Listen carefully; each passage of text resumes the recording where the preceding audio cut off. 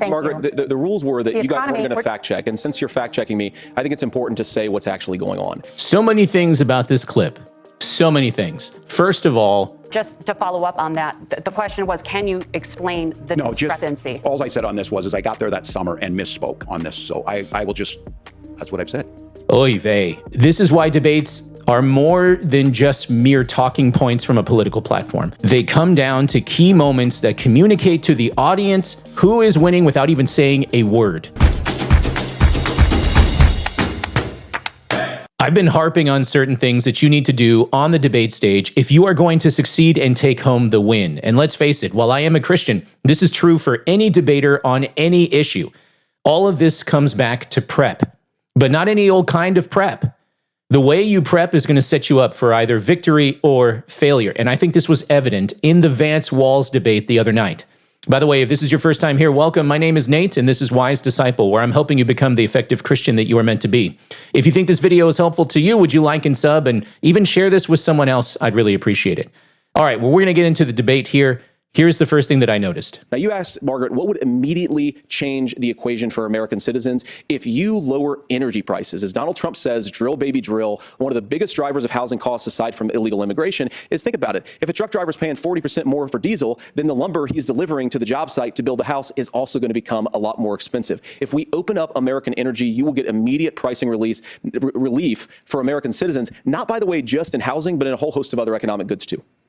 Senator Vance, you still have 23 seconds there. Do you want to answer? Can I have it? Where? So did you catch that? J.D. Vance said everything he wanted to say and still had 20 seconds left on that clock. Now, sometimes that's because a rookie is going to get nervous and they'll just run out of things to say. But that's not Vance. Vance is no rookie.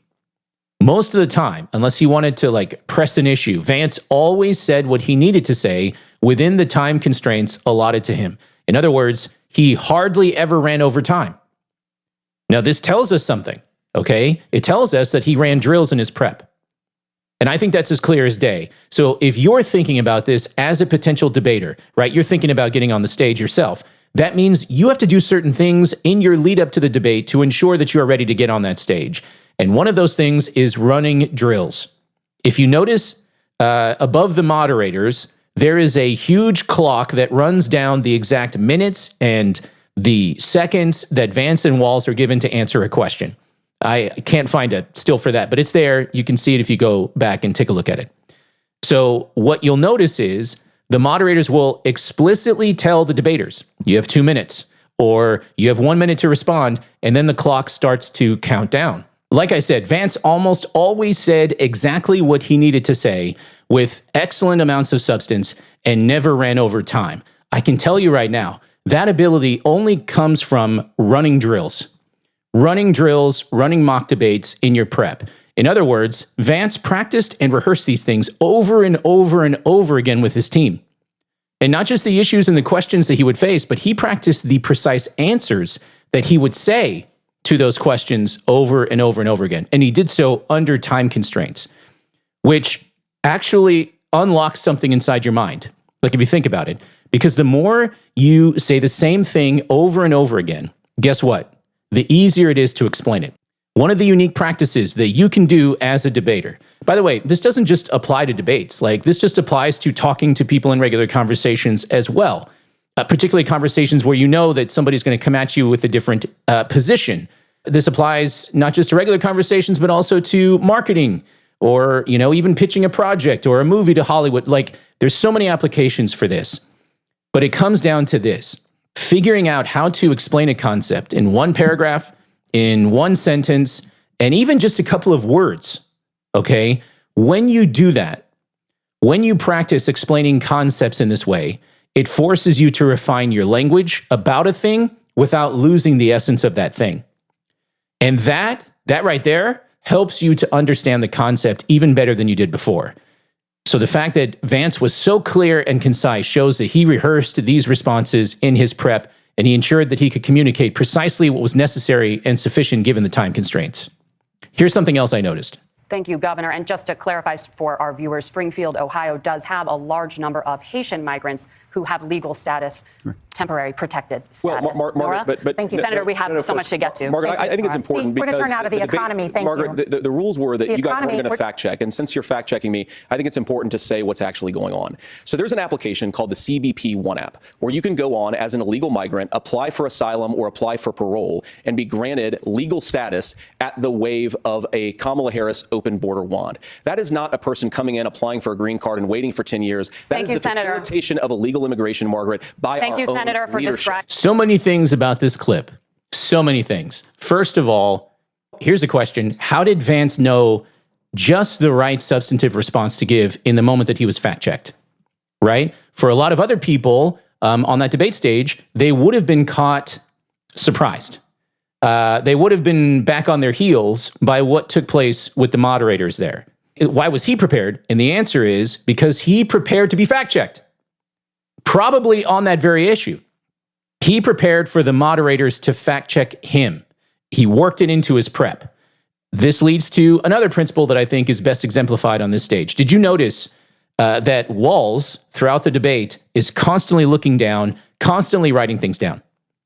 Whenever Vance is saying something, Walz is looking down and just on his notepad, he's writing ferociously, right? Vance doesn't do that.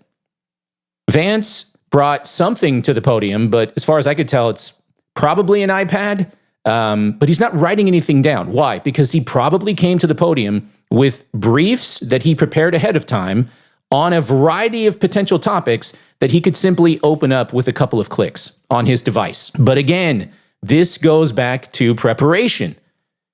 I don't need to know Vance's team or his coach to know that their goal was to ensure that there were no surprises for Vance on that stage.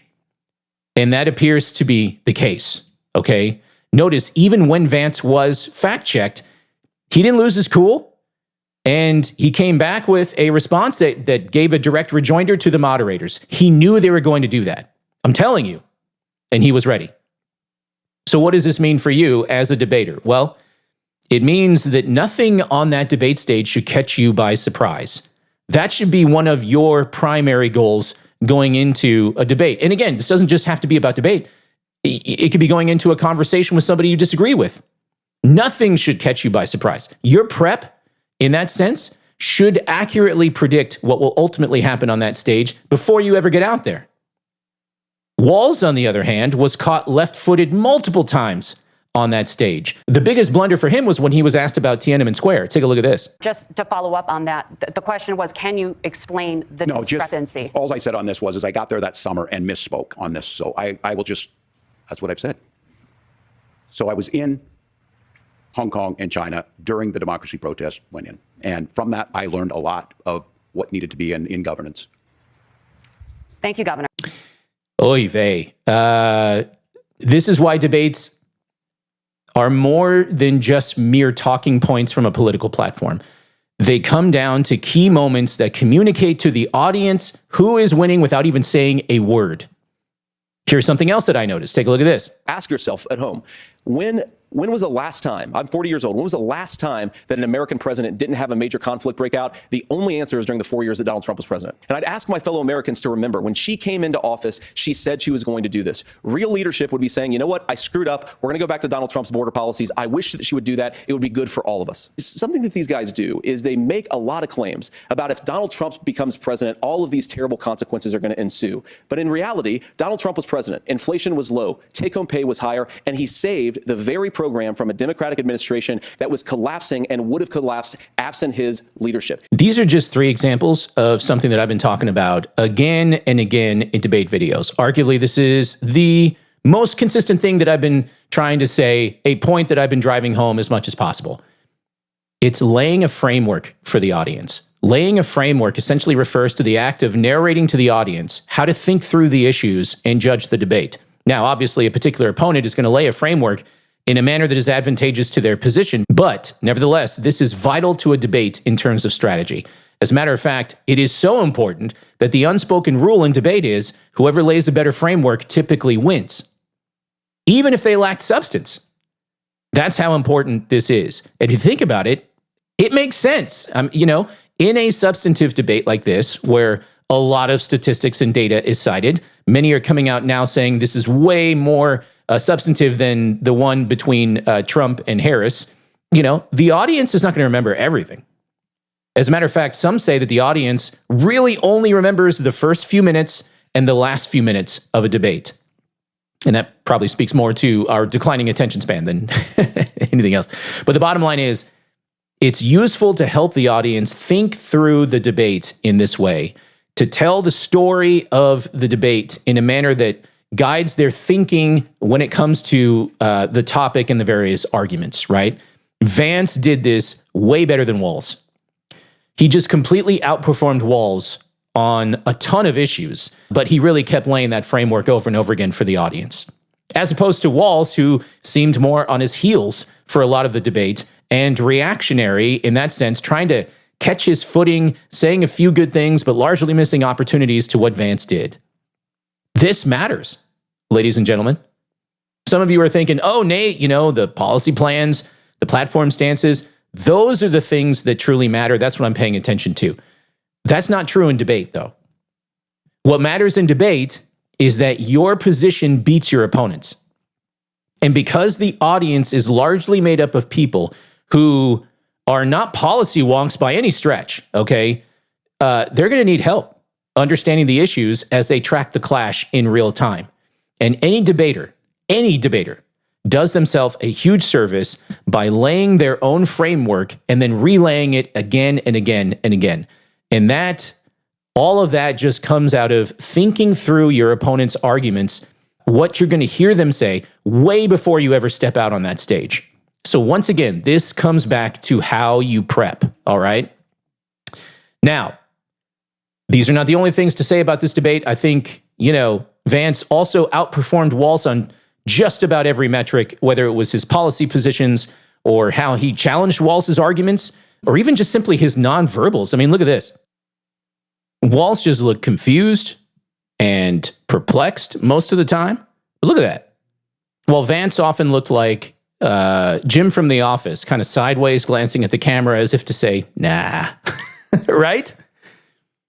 Well, anyway, a little bit outside the scope of what I usually talk about, but those are my thoughts. I hope something here blessed you. But now it's your turn. What do you think about the Vance-Walz debate? Who really won and why? Let me know in the comments below. Hey, listen, I'm filming a series on debate that hopefully will be made available soon. So if you're a Christian who wants to get into debate, or again, maybe not, you just want to handle yourself in regular conversations with folks, then stay tuned to the channel because I'll announce all those things when the debate training goes live. As always, if you made it this far, you got to get yourself over to my Patreon community. Like right now, it's continuing to grow. There's lots of great discussions, cool features. We've got exclusive live streams, Zoom hangouts. You can meet up with me one-on-one. We're studying the Bible together. Go check it out. The link for the Patreon is below. I will return soon with more videos, but in the meantime, I'll say bye for now.